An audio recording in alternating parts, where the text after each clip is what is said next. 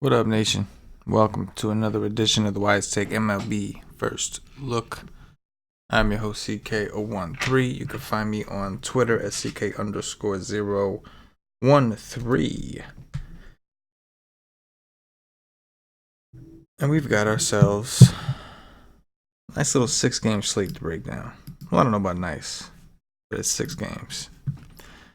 Looks like there will be an early slate tomorrow starting at about 1 p.m. Eastern. I will have something, an article covering that early slate over at wisetake.com. But on this show, as we always do, we will be sticking with the main slate. Starting off with cash games, DeGrom all the way at the top, kind of in a world of his own. But he's the guy that I feel the safest with. He is 12K. We do have cores on this slate, so the SP2 conversation is going to come into play, and he may end up pricing himself out. I think the next viable option would probably be Chris Paddock against the Giants. Ryu seems safe, but the D-backs are a team I just don't really like to attack, especially with lefties. I think it's, fine. But that worries me. Lance Lynn at home in Arlington, probably the second best hitting park on this slate. Cool, the tournaments, don't love it for cash. And more importantly, the SP2s are just not pretty. I think if you were going to go with DeGrom at this point, if you don't want to sacrifice the bats too much, I think you would have to go with Derek Rodriguez, who has a super low floor but has pitched well in between. He's going to be at home against the Padres in a great park. Padres have been pretty bad unless you're Kenta Maeda and for some reason struggling to strike him out. But I think DeGrom D-Rod is one option. And if you don't feel comfortable with D-Rod, then maybe you come up to Alex Wood and Chris Paddock. And that's more of just plays in good parks against opponent. So I think those are the two options you can consider in cash games. As far as tournaments go, Lance Lynn does come into the conversation. Ryu, I feel a little bit more comfortable with in a tournament situation, even though he hasn't been great.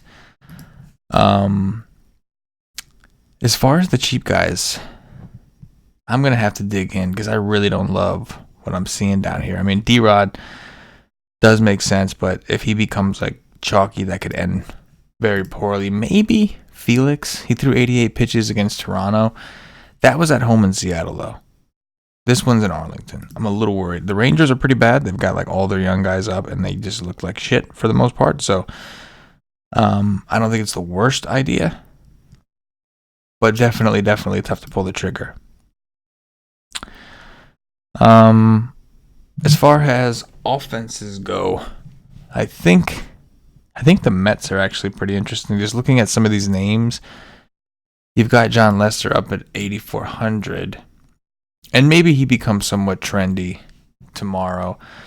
But you look at the Mets, and last year they were so left-handed heavy that they were just terrible against lefties. They've actually gotten a lot better with the additions of Pete Alonso, J.D. Davis, Wilson Ramos.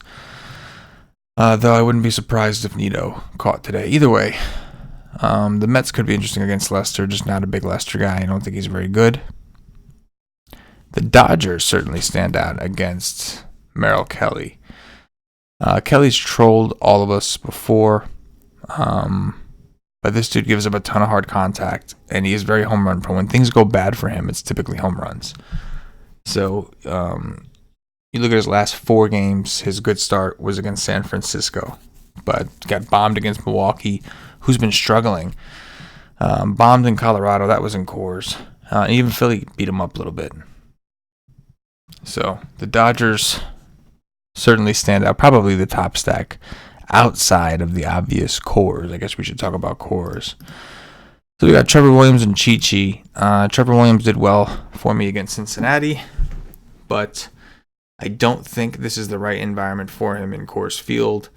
Much prefer him when he's in larger ballparks. So I think the Rockies are in play. I'm just worried about the ownership. Same thing with Pittsburgh. Pittsburgh and the Rockies are both implied for like 7.1 runs right now. So I'm just a little worried about the ownership. Seems kind of wild to pay these prices for these Pittsburgh Pirates just because they're in Coors. I understand it is Coors, and at times this year the stadium has been good, and some of these Pirates have been hitting a little bit better.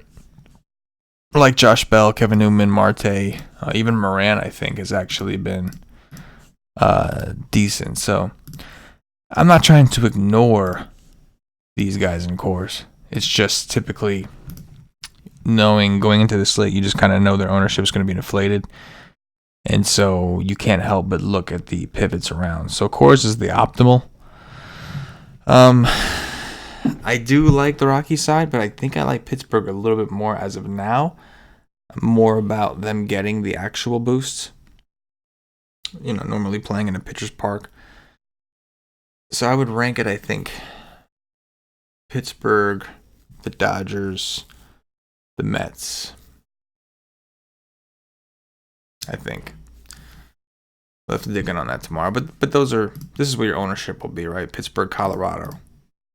And people will be using pitchers to make it work. So I do think D-Rod could end up being pretty trendy between the people who want to be able to afford a Grom at all, and then the people that want to pair D-Rod with like Paddock and some of those guys, or Wood, and really load up on that Coors game. That's what I think the chalk will be. That's going to do it for this quick breakdown. It's a short video. It's a short slate. Again, check us out at ysig.com. $2.50 will get you in for a full day of MLB access. Only thing you don't get is the Slack chat. Slack chat is for monthly members or higher. And I do recommend you check that out after you see the day pass, after you get the day pass, and see how we help you. I recommend you do save some money and get into that Slack chat with the monthly membership or higher season pass. We also have the all sports, like quarterlies, things like that. So go check it out. And with the day pass, you will get access to the early slate article tomorrow. So yeah, double womp.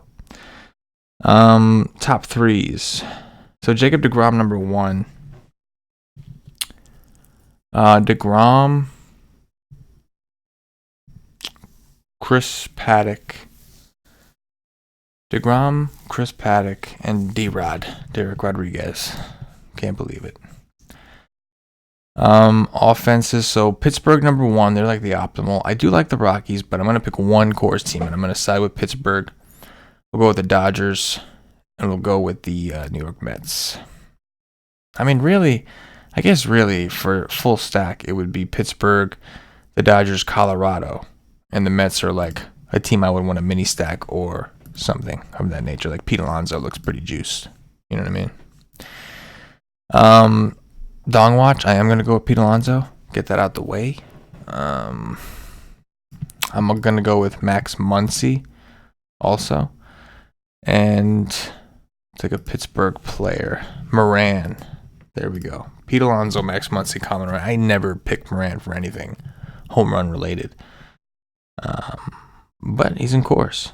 So maybe this is the time.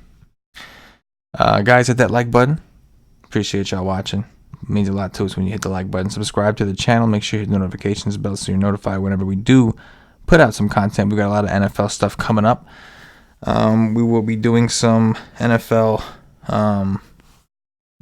picks as far as like against the spread picks for Vegas or Jersey or wherever you want to bet. We'll be doing that on the Wise Take Nation podcast once a week starting this Sunday. And then, of course, we will have the DFS podcast that we release along with a couple other NFL DFS shows. It's going to be all starting next week, so get ready. Football is here. Subscribe, notifications bell, all that good stuff. For myself, the entire Wise Take Nation, as always, good luck. Yeah.